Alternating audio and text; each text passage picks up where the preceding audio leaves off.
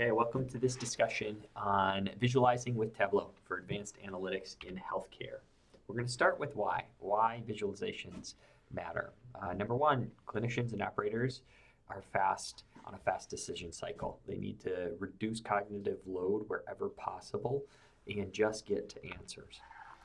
Healthcare systems also are pretty complex, so there's a lot of different flows and ways that patients move and operate, and we need some integrated views of how that comes together, some context-aware information to understand the different components within the health system. Also, there's a tremendous volume of data. So the old version of manually grabbing information from a report, getting it into Excel, and manipulating it is really out of the picture. We've got way too much volume to be doing stuff like that. Operational leaders need situational awareness. What is changing and what context are we working under now, right? It's not always the same. It continues to change. And we also need, where possible, our predictive information to be more interpretable beyond just the single prediction. So first, let's talk about explanatory versus exploratory visualization. Explanatory is the what's happening, okay, pretty basic. That's exploratory. We're going to start with exploratory is our what's happening. This is what you're using to find signal. This is you sitting down with a tool like Tableau and exploring, checking out basic metrics, nothing pretty here. We're just interacting dimensions and metrics to figure out where there might be something useful or interesting in the patterns within our data. It just helps an analyst discover what might be meaningful. Explanatory, though, is when we need to be able to communicate to others to help them to understand. This is going to be used for communication and decision making, helping to focus on specific purposeful things that we find in the data. And so it's a different lens, it's a different point of view. So your exploration is to help find the story, and the explanation is to help others be able to act on it. So on the exploratory front, I'll give some just general advice about as we're building out little visualizations for ourselves to understand information. It's easy to get lost down rabbit holes, so it's good to just reorient yourself to focus on just 1 to 2 related metrics at a time. Don't try to boil the ocean and understand every last aspect of every problem. It's an easy way to get lost and lose the story. So avoid overwhelming yourself by picking out a couple of key measures that you want to understand about the problem, that you're trying to inform on. Then just start with really simple, flexible visuals, the basics, bar charts and line charts, and then pull in and out different information for different dimensions. Let's check it over time. Let's check it across days of the week, check it across times of the year, that sort of thing. After that, you can start to pair up some interactive dimensions to just inspect some of the why is this changing, similar to what I had just mentioned. You can use parameters to make this easy to swap out and change, but often we're just doing it with a basic plug and play, grabbing information in a tool. And then keep the ones that work, okay? And then store that somewhere that you can come back to, recreate, and continue on trying to find other elements of the story. So that's the basic things that we're doing. Stay focused on a few things, interact the dimensions until you find a meaningful or helpful story. Keep what you found and keep moving so you can understand the story as fully as possible before you move on to explanatory. Explanatory is the step we're taking when we're ready to share out a message. We want to highlight, kind of one key message at a time and do our best to remove anything that isn't directly helping that message. Also important to do your best to make any context that's important to interpreting or understanding the visualization clear. Okay, so we add context around maybe the capacity of our system, or really differentiate 2 different groups we're trying to compare, something like that. Feel free to use annotations and labels where it helps, and we're designing for comprehension here. We're trying to make this so it's easy to uptake the information. So we've got this little mini exercise. I'm going to show you through some visualizations that technically accomplish a task, and then we'll look to improve upon them by making them simpler. So here's an example coming from our data set where you can go and grab, just a select all from our OR table and look at something like this if you'd like. And what I've done here is procedure volume. So just how many procedures are happening by care team over the AM check-in time. And so you see I've got this at the month level. So you see from January 24 to December 24, how many patients, what's the volume of cases that happen for our general surgery team and our orthopedic surgery team. So, technically this is doing that. It is telling you how many cases are happening each month for each of these teams. But I suspect that visually you can feel pretty lost here. I feel really lost here. And so this is one way to present that information. So I'm going to move on and show you another way to present the identical information that helps to make it far easier to uptake, right? We're building for understanding, building for people to actually comprehend what's going on.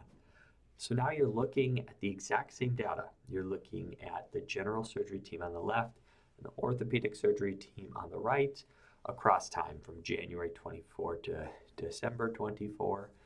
And you're going to notice a lot of changes. This is very different from what we started with. I start usually just by getting rid of visual noise. This is not just from my own learnings. This is from some great team members who have emphasized the need for this. I clean up the axes where it's not really needed. In an example like this where we have values we can share and it's not such a big data set that becomes difficult to read, I like to go ahead and throw out the axis. I don't even keep a vertical axis you can see on this example, but this doesn't lose any information because you do have the value of each of these data points.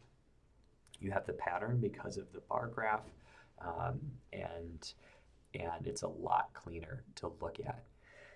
After that, I also clean up the date axis by making this a much simpler version of the date, and I throw in some color to draw this distinction between the two teams. So you can tell instantly, very clearly, the comparison here of the two teams. So remove that visual noise, clean up those axes to be purposeful, use color intentionally, which all helps to accomplish this task of reducing the cognitive load. You know what to focus on. The color draws your attention to the fact that this is a comparison between two groups and that the only axis to kind of uptake or understand would be the date. So you're seeing, I see this is over time and between the two groups. We like to maximize dark ink ratio, so emphasizing the data. Everything else you see is clear and light, except for the data itself. We use our labels as sparingly as we can. When there is an opportunity like this that we can provide a label on every data point without making it unreadable, I do like to do that. Tableau has some kind of automated features that help make sure it doesn't get too cluttered, but sometimes you have to be a little more direct in your management of it. So that is it, and we highlight this relationship, not just with the numbers, but with that color, and by putting them side by side. So that's an example of moving to be able to make an explanatory visual from exploratory. That top visual might be something I do just to get started and look at the information, and when I need to share it out and emphasize uptake, I would move on to this other version here. Okay, so let's do the same thing. Let's just switch to a different kind of chart type. So we're going to look again at procedure volume by the care teams over time. So this is just picking another modality, sharing actually exact same information, and you're going to see some of the same principles in how I clean it up. So I may start from here. Some of this is just Tableau and it's automatic decision making. When you put dates in place, it chops them up in this way that makes it pretty difficult to read and understand. And so I transition to something that would look more like this. And you're probably going to see that I've done a lot of the same things. I don't want to slice it up. So I get rid of that visual noise of all those reference lines that were making it really hard to read.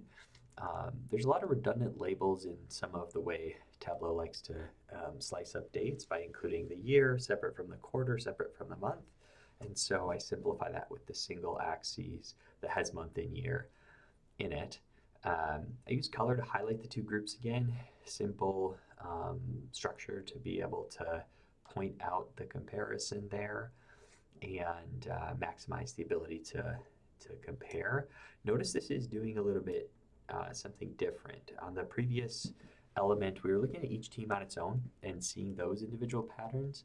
But in this version, we've got them on top of each other date-wise so that we can see how do the patterns across time compare across the two different groups. So we're able to point out times when they both have a similar spike in activity or a lull, or when they have different moving patterns. So that's what this helps to do.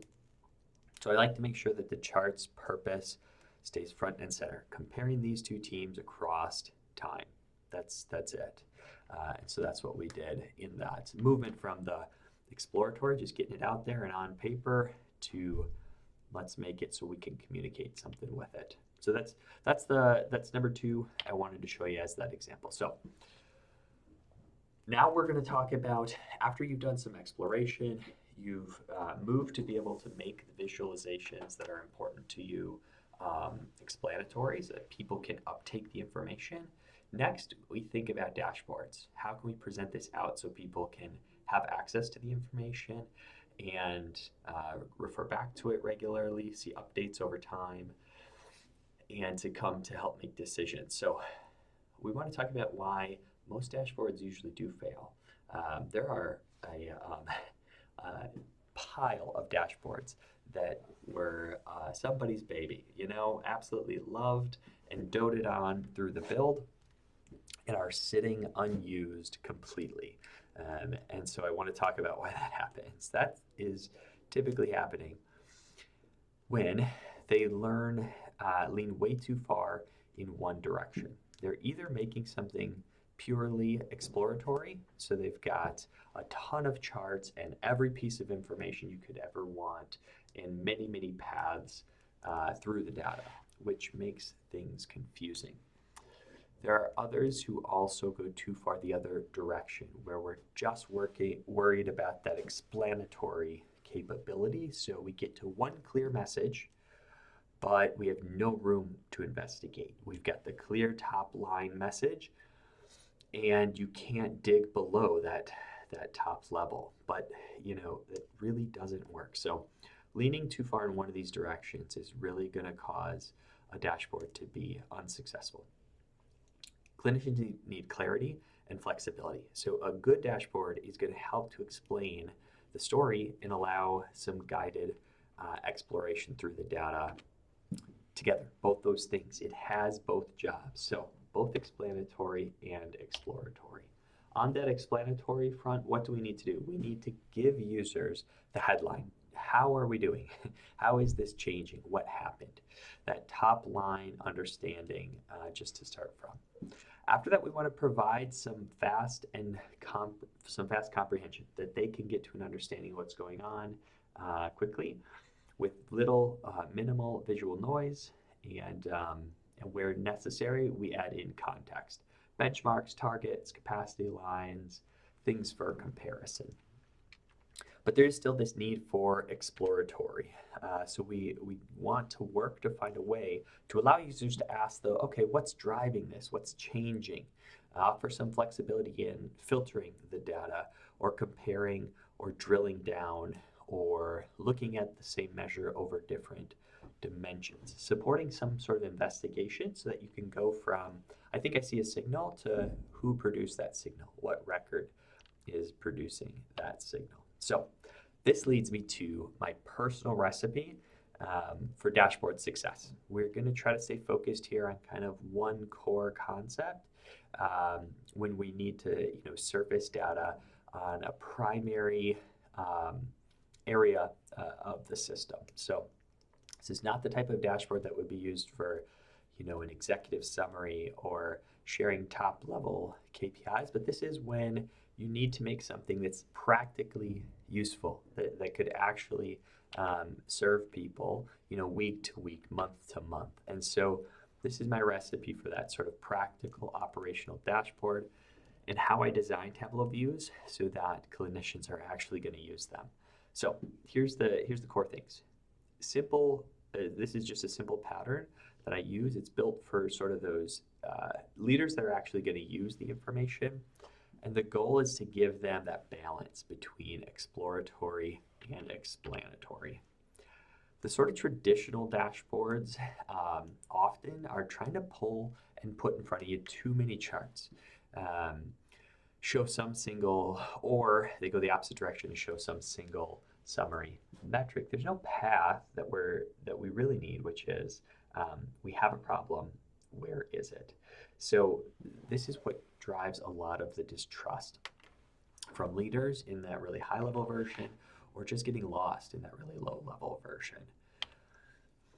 But I like to move on to provide a balance of both. So layer one that I provide is a summary view.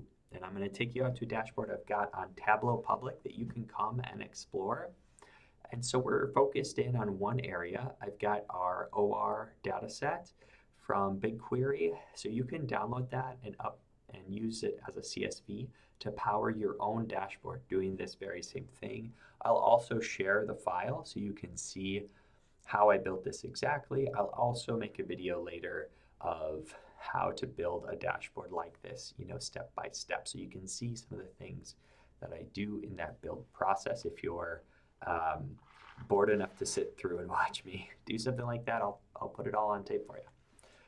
But this is where I start. I've got one clean chart answering the how are we doing overall. That's that top line bar graph. You've got the basic pattern over time of what's going on. After that, I like to give parameters to pick. So the two types of parameters that I give in this one are turnaround type. So they can look at total turnaround or turnaround in different parts of the process. And then they can also, as a parameter, pick what measure to look at that over, looking at the mean, median, minimum, or maximum. So let's go look at that dashboard and see that in action. So here we are. We're on Tableau Public on my site. I'll provide the link for this for you. You're seeing a hamburger menu in the upper right-hand corner. This is how I like to do my filters. They're hidden by default, but they can be brought out into a clean right-hand side panel so that you can sort of document your choices of the filters. And you can take a picture with this open to see how it was filtered versus closed, so it's just really nice and clean if that serves your purpose better. So at the very top level, I've got this just basic summary chart.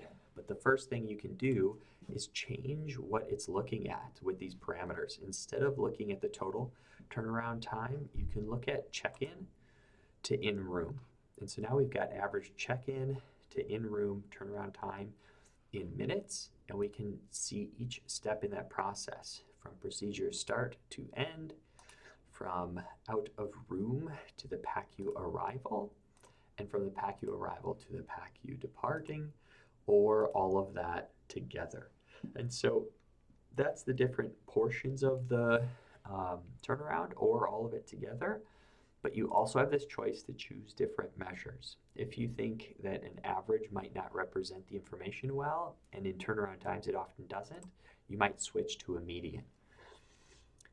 We also have minimum and maximum to kind of observe and understand what that looks like. From there, I also include filters so that you can just look at specific populations here. And so that's really impactful. The final thing that I give there in this summary view, besides this top level basic, here's what's going on, is a opportunity to explore an enormous amount of detail with just two options. So what I give is two other parameters that give you a list of different meaningful dimensions: day of week, weekday versus weekend, primary procedure, or primary operating team. So you can change this so that this first column will represent any of those dimensions, and the second column can represent any of those dimensions or none of them. So if you're interested in what does this total turnaround time median look like across their operating teams. We can set that into this and see for this top line number how that looks. And if you want to go to the next level of detail and see within those teams, how does it distribute across different procedures, you can add that here. You could reverse the order of that, where you want to see procedures first and then team. You could see just procedures. You can change it to procedures and day of week. The combinations are really endless. So all I've done is given two general purpose parameters, and you've added this enormous opportunity to explore the top line number and understand it better. And guess what? There's an interaction built here so that you can even adjust the top line to include only the piece that you find in this signal. Tableau also allows you to do something like this, where you choose that and keep only that. And now you've got something kind of new there to show and share. So that is my recipe for the top line summary view. Now let's come back and take a look at the PowerPoint, because I want to kind of outline what is that I all just showed you. So I've got that single top chart, the trend or comparison, to give you that overall turnaround. Then you've got parameters to drive the story, turnaround time type, what different statistics, and below you've got that dynamic use of parameters enabling a lot of investigation. That crosstab gives you those two interchangeable dimension slots where you can choose from all of the relevant measures that you would want to mix and match across this measure and have access to be able to see that, plus select it and have the top line chart reflect that. So it works because it's very simple. You've just got the one thing at a time that you're looking at, but this enormous flexibility to peel through the core of what is interesting about that question, that area. So that's the summary. That's layer one. Next is layer two, the detailed view. Now the detailed view is serving a different purpose. This is for when we've got that next question that's deeper, a little bit more of the why or the show me, okay? Show me the cases, show me the distribution. I want to understand how this is spread out. I need to get to the detail. So this is going to serve a really different purpose. It's the second tab on this dashboard. I've got the details of the turnaround times, and you're going to see something really different. I've got two sets of visuals. The first one is putting these different steps in the process from check-in through the procedure and the PACU until they leave, and chunking them up so you can see how those turnaround times are distributed and where the median lies in this first chart type. And on the right-hand side, a little more full view of what does the distribution look like of those turnaround times across those different levels of the stay. So this is just building the picture up. We're moving past the overall measure, the metric, right? We don't want to just see the median. I want to see all the observations in a consumable way. I want to see, is it very spread out? Is there one long element to this tail? Is it all crowded around the front of the distribution? It just gives me some concept to understand better that our check-in process is a pretty tight process. It's distributed relatively evenly across a short variation of what can happen. And the next thing is where there's a bit more variation. From procedure start to end, we see a wider distribution with a tail on both sides. We do have instances that are very short, but there's not many. And the same is true on the other end, where we have very long turnarounds in our procedures, but it doesn't happen that often. So this is really expanding out beyond the average. However, we still often have some, signal we're trying to chase down that we found over here. So we may find within a particular procedure a lot of signal, like this top one here, and we may want to pursue it over in the detail.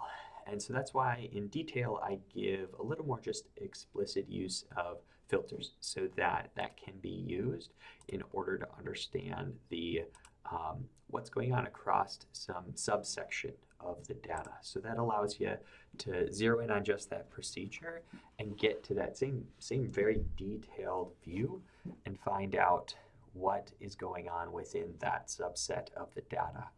Very key element here at the bottom that clinicians really, really like is the patient level detail. Now, this is kind of specific to when you're working with folks who have appropriate and ethical access to the to this level of detail.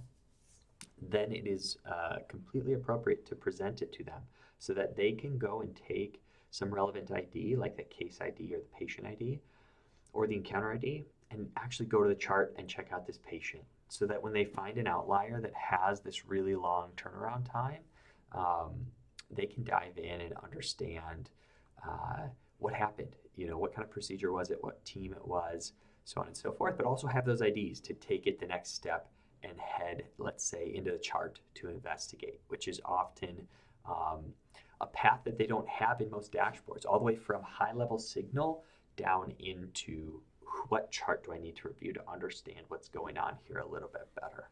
So this is the detail example that I built out for you, and I think you can see there's a very different purpose to this. And so here we're shifting from the overall top-level metric to distributions. Okay, we don't want just the average, but we want the what is happening. We also separate that overall flow and put it together in context in order of how this process plays out for us.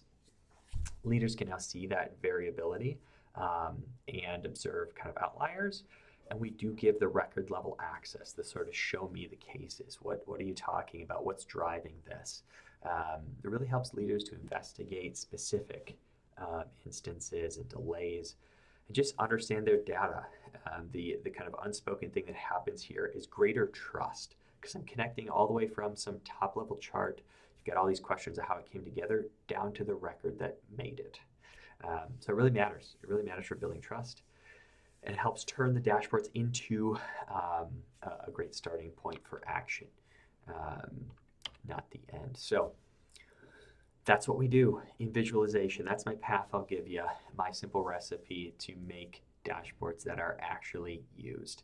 It's a really powerful tool for transformation, and Tableau is an ability to connect to data and put it in front of decision makers. So yeah, this is all coming from our data set. I'll give you all the files so you can see how I did this specific example and walk through and understand, from top to bottom, how we do a task like this, visualizing in Tableau for advanced analytics.